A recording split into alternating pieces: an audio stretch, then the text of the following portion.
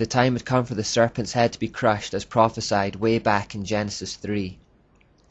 Jesus crushed the head of the serpent, but his heel was bruised in the process.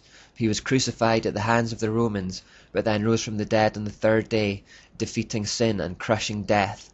He restored man to God and repaired the disconnection that had taken place when Adam and Eve had sinned in the Garden of Eden.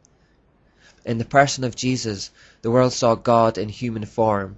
We saw his character and nature more clearly than we ever had before. He corrected the errors that had crept into the Jews' religion and revealed and established a new covenant. Jesus' arrival marked a new phase in God's plan.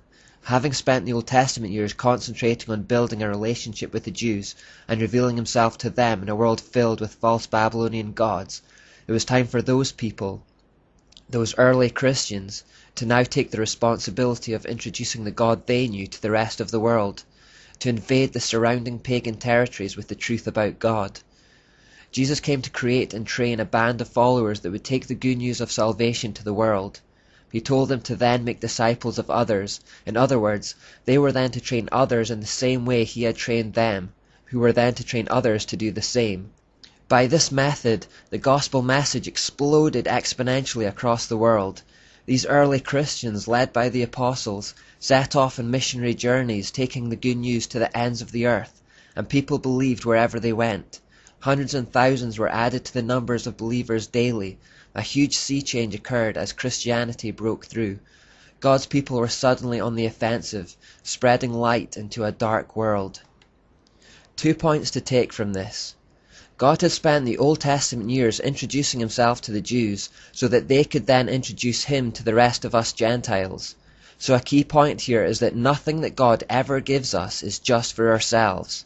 Everything he gives us is for the benefit of others.